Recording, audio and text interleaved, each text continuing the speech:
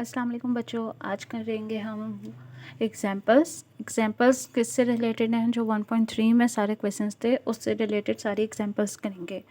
जैसे 1.3 के क्वेश्चंस थे उसी तरह उससे रिलेटेड एग्जांपल्स मौजूद हैं।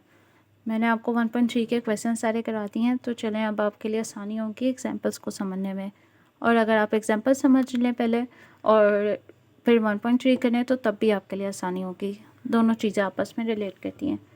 चलें एग्जाम्पल नंबर 9 करते हैं। ओके, सब फोकस कर लेते हैं थोड़ा सा। चलें एग्जाम्पल नंबर 9 क्या है। The sum of two real number is 8 and their difference is 2, find the numbers. इससे रिलेटेड हमने कौन सा क्वेश्चन किया था ये भी मैं आपको बता देती हूँ। क्वेश्चन नंबर 4, ठीक है, क्वेश्चन नंबर 4 किया था जिसमें हमने फाइंड टू नंबर्स करने थे जिनका सम 68 था और डिफरेंस 22। सेम क्वेश्चन यहाँ पे है जिसमें सम मौजूद है और डिफरेंस मौजूद है और हमने नंबर्स फाइंड करने हैं। बस उसने लाइन जो पहले लिखी हुई है वो बाद में लिख दी है, इस तरह किया हुआ है। बाकी क्वेश्चन सेम है। चलिए हमने क्या किया था, सबसे पहले लेट किया था हमने कि जो फर्स्ट नंबर है उसको हमने एक्स लेट किया था, वहाँ पे इधर ए लेट करें, और जो सेकंड नंबर है उसको हम बी लेट करें। अब a plus B equal to होगा 8, क्योंकि हमारे पास गिवन है कि सम इक्वल टू 8 है और डिफरेंस यानी सब्ट्रैक्शन इक्वल टू 2 है। ठीक है, ये गिवन चीज़ें हो गई। अब हम क्या करेंगे, इससे फाइंड करेंगे a और b। इसको फाइंड करने के लिए क्या करेंगे, या तो इसे आप सब्ट्रैक्ट करवा लें या तो ऐड करवा लें। मैंने दोनों इक्वेशंस को, सबसे पहले इसको इक्वेशन 1 और इक्वेशन 2 कह दिया और दोनों इक्वेशन को मैंने ऐड किया है। यहाँ पे भी ऐड करवाया है, मैंने क्वेश्चन में ऐड किया था, यहाँ पे भी ऐड करवाया है, ऐड 1 एंड 2। जब हमने इनको ऐड किया तो a प्लस ए क्या हो गया 2a, और जब प्लस बी और माइनस बी किया तो प्लस बी माइनस बी क्या हो जाता है, आपस में कट हो जाता है। तो मेरे पास आ गया सिर्फ 2a और इस साइड पे 8 प्लस 2 क्या आ गया 10। 2a इक्वल टू 10 और यहाँ पे 2 मल्टीप्लाई हो रहा है, यहाँ दूसरी साइड पे जाके डिवाइड होगा। जब 10 डिवाइडेड बाई 2 होगा तो आंसर क्या आएगा 5। तो a इक्वल टू 5 आ गया। अब मैं a को या तो 1 या तो 2 किसी भी इक्वेशन में पुट कर दूंगी तो मेरे पास आंसर आ जाएगा। मैं 1 में पुट कर दूं या 2 में, ये मेरी अपनी मर्ज़ी है और आपकी भी अपनी मर्ज़ी है। इधर 2 में पुट किया हुआ है, 2 में पुट करके देख लेते हैं। a की जगह हमने पुट कर दिया 5, बाकी माइनस b इक्वल टू 2।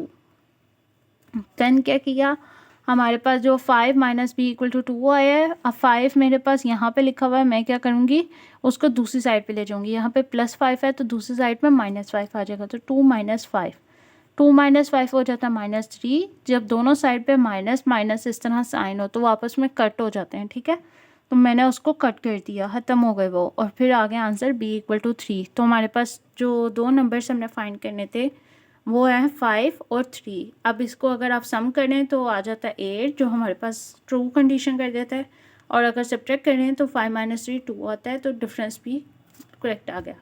ये हो गए एग्जाम्पल नंबर 9। चलें एग्जाम्पल नंबर 10 पे आते हैं। एग्जाम्पल नंबर 10 से पहले हमारे पास टॉपिक है टेम्परेचर कन्वर्जन्स।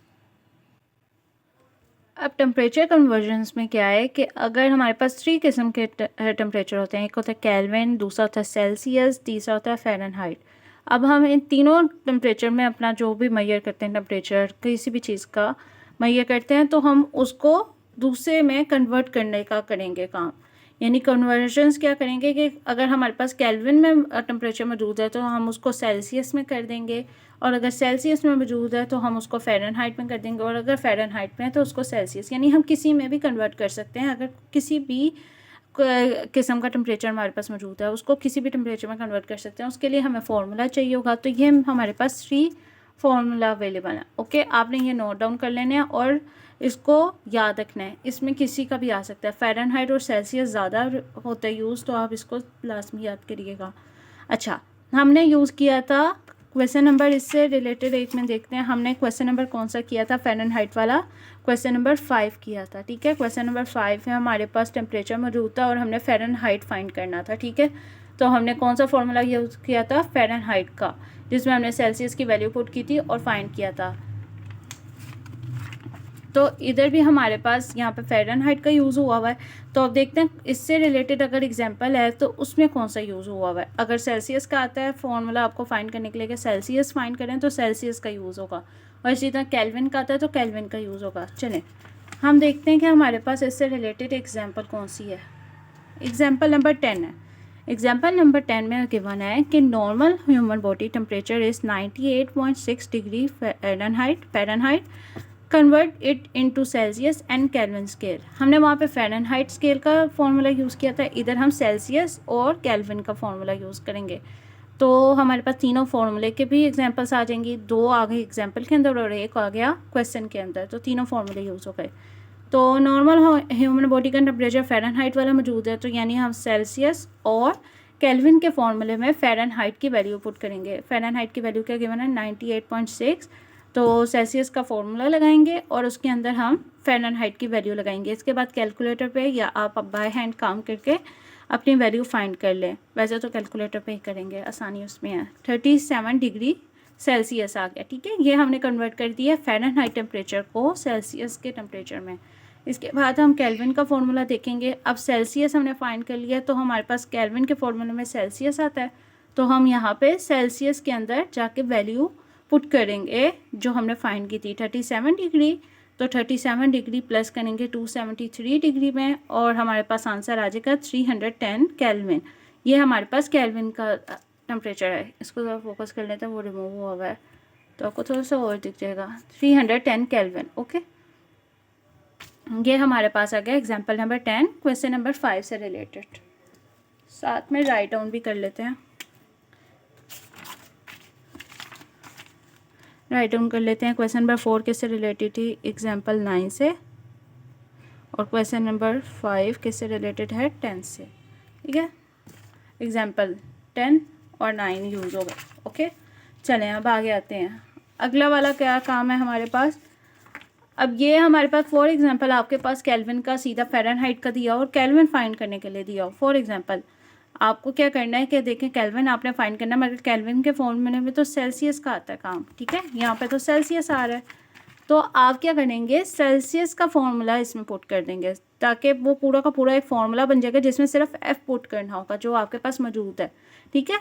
और अगर इसी तरह आपके पास सेल्सियस दिया हुआ है और फ़ारेनहाइट दिया हुआ है तो उसके थ्रू आप फाइंड करेंगे। चलें अब अगला काम करते हैं। Profit and loss. Profit and loss में अब क्या होगा कि आपके पास जो प्रॉफिट होगा या तो आपके पास लॉस होगा, उसका फॉर्मूला यूज़ होगा, ठीक है। तो इसने दो फॉर्मूले दिए हुए हैं हमारे पास प्रॉफिट का। प्रॉफिट के साथ SP का मतलब है सेलिंग प्राइस और CP का मतलब है कॉस्ट प्राइस। ये फॉर्मूला अब प्रॉफिट एंड लॉस वाला काम हमने किधर किया था देखते हैं। हमने प्रॉफिट एंड लॉस वाला काम किया था क्वेश्चन नंबर 7 पे। तो यानी एग्जाम्पल नंबर जो 11 आएगी, 11 ही आएगी ना, यस। एग्जाम्पल नंबर जो 11 आएगी वो होगी हमारे पास 7, क्वेश्चन नंबर 7 से रिलेटेड, ओके। तो एग्जाम्पल नंबर 11 होगी क्वेश्चन नंबर 7 से रिलेटेड। अच्छा, उसमें हमने क्या किया था, हमने प्रॉफिट परसेंटेज फाइंड की थी। इधर लॉस परसेंटेज भी मौजूद है और लॉस का भी फॉर्मूला मौजूद है। 3 किस्म के फॉर्मूले मौजूद हैं, तो आप उसको मार्क कर लेना और याद भी कर लेना। 3 किस्म के फॉर्मूले मौजूद हैं, एक है प्रॉफिट का, ठीक है, और एक है हमारे पास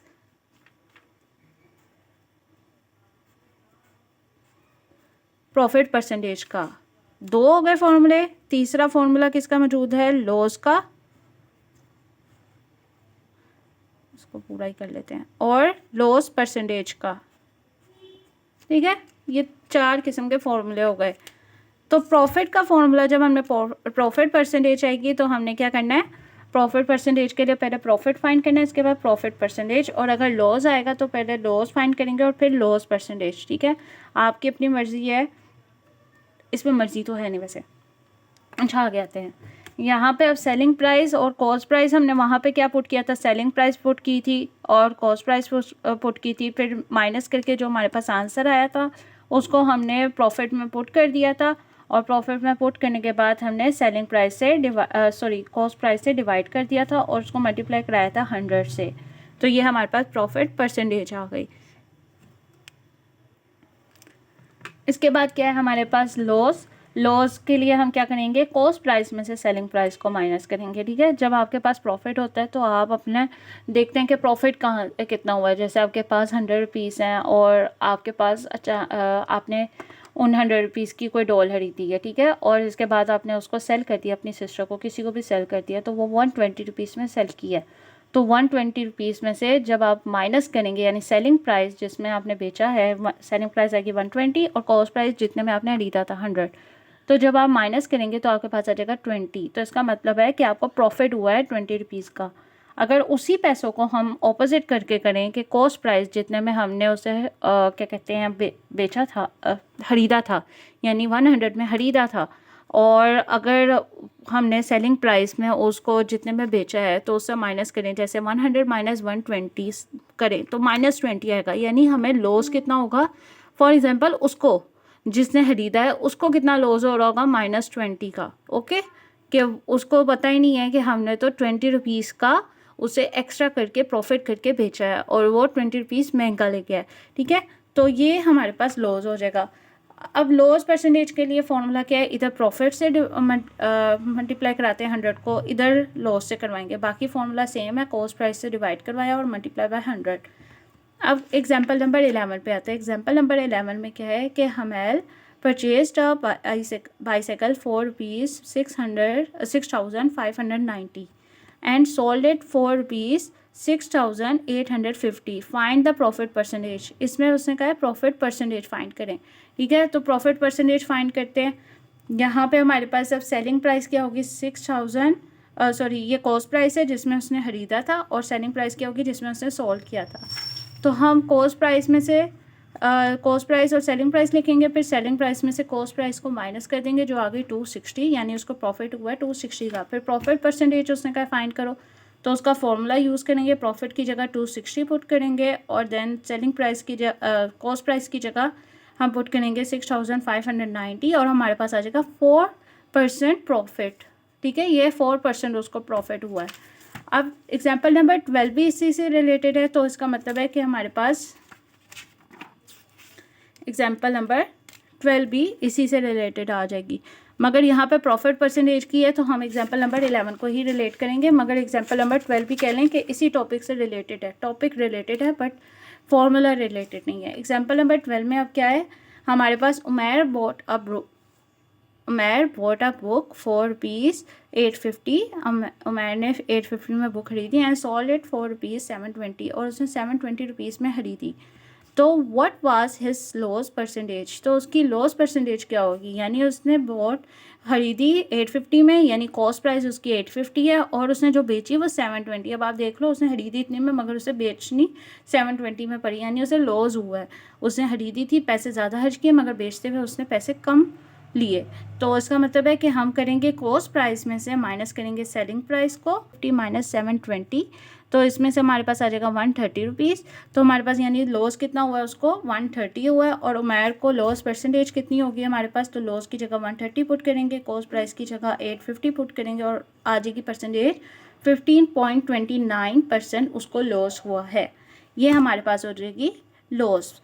अब हमारे पास उसने एक और क्वेश्चन दिया हुआ है, Salim, Nadeem and Tanveer earn a profit of ₹4,50,000 from a business, ठीक है। सलीम, नदीम और तनवीर ने जितना प्रॉफिट अर्न किया वो था 4,50,000।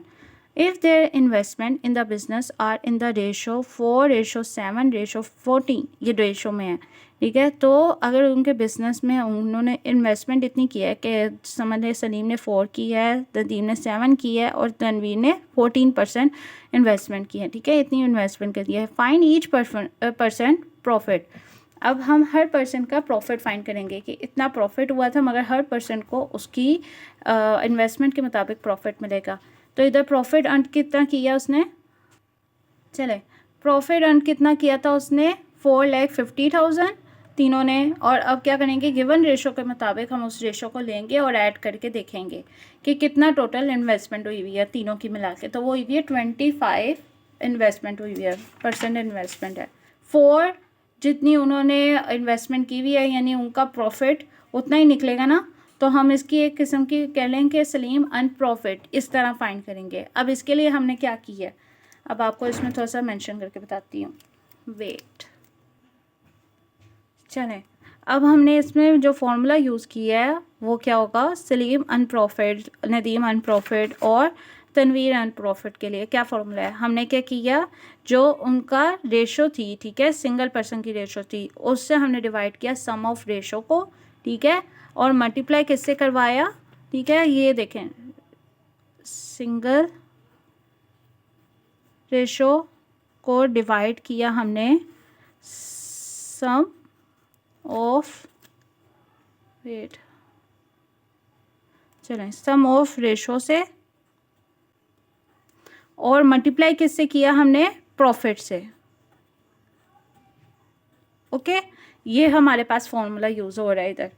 तो यहाँ पे हमने क्या किया, उसकी रेशो पकड़ी, उससे डिवाइड किया सम ऑफ रेशो को और मल्टीप्लाई करा दिया प्रॉफिट से। तो इसका मतलब है कि उनको जितना सलीम को प्रॉफिट हुआ वो है 72,000। अब नदीम ने कितना किया था 7%, तो उसके मुताबिक हमने फार्मूला पुट किया और उसको कितना हुआ 1,26,000 26, हाँ जी। तनवीर ने कितना किया था 14, यानी देखें 4, 7 और 14, देखें जितना प्रॉफिट उन्होंने इन्वेस्ट किया था उतना हो रहा है, मगर इसने ज़्यादा किया उससे तो उसको ज़्यादा हुआ, और इसने सबसे ज़्यादा किया तो उसको उससे ज़्यादा हुआ। तो इसका आ जाएगा 2,52,000। अब इसको जब आप ऐड करेंगे दोबारा 4,50,000 बनने का। ओके, तो ये टोटल उनको प्रॉफिट हुआ है। फाइन, नेक्स्ट पर मूव करते हैं, एग्जाम्पल नंबर 14 करते हैं। एग्जाम्पल नंबर 14 में क्या है कि if the simple profit on ₹6,400 for 12 years is ₹3,840, find the rate of profit. अब हमने रेट ऑफ प्रॉफिट फाइंड करना है, ठीक है। उसने कहा कि इतने रुपीज़ पे 12 ईयर्स में इतना प्रॉफिट हुआ है, तो उसका रेट ऑफ प्रॉफिट फाइंड करना है। हमने कह दिया कि प्रिंसिपल रुपीज़ इक्वल है ₹6,400 के, और सिंपल प्रॉफिट जो हमारे पास हुआ है वो इतना है। अब टाइम हमारे पास कितना है 12 ईयर्स का, तो इस पर फॉर्मूला अप्लाई करते हैं रेट ऑफ प्रॉफिट का। तो अब आपने कौन सा फॉर्मूला रिमेंबर करना है, रेट ऑफ प्रॉफिट का। तो इसको भी मार्क कर लेते हैं, जो हमने फॉर्मूला याद करना है। बाकी मैंने पीछे जो करवाए थे उनको भी मार्क कर लीजिएगा, कुछ मैं करना भूल गई मगर मैंने आपको बताया तो हम मार्क ज़रूर करना। चलें, रेट ऑफ प्रॉफिट फाइंड करते हैं। रेट ऑफ प्रॉफिट का फॉर्मूला होता है कि टोटल अमाउंट ऑफ प्रॉफिट को मल्टीप्लाई करेंगे 100 से, और टाइम को मल्टीप्लाई करेंगे प्रिंसिपल से, यानी हमारे पास जितना प्रॉफिट उसको हुआ था मगर उसके ऊपर उसको दूसरा, ठीक है। सिंपल प्रॉफिट रुपीज़ पे, ये हमारे पास अमाउंट ऑफ प्रॉफिट आ गई कि जिस पे हमारा प्रॉफिट हुआ है, जितना प्रॉफिट हमारे पास हुआ है वो आ गया, मल्टीप्लाई 100 से कराया, टाइम 12 ईयर्स है, और मल्टीप्लाई कराया प्रिंसिपल से, यानी जितने पैसों पे प्रॉफिट हुआ है, ठीक है। तो इसमें हमारा प्रॉफिट हुआ है और ये हमारे पास आ गया 5%, यानी रेट ऑफ प्रॉफिट जो है वो 5% हो गया, और चैप्टर हमारा कंप्लीट हो गया। तो इंशाल्लाह हमारे नेक्स्ट चैप्टर में मुलाकात होगी।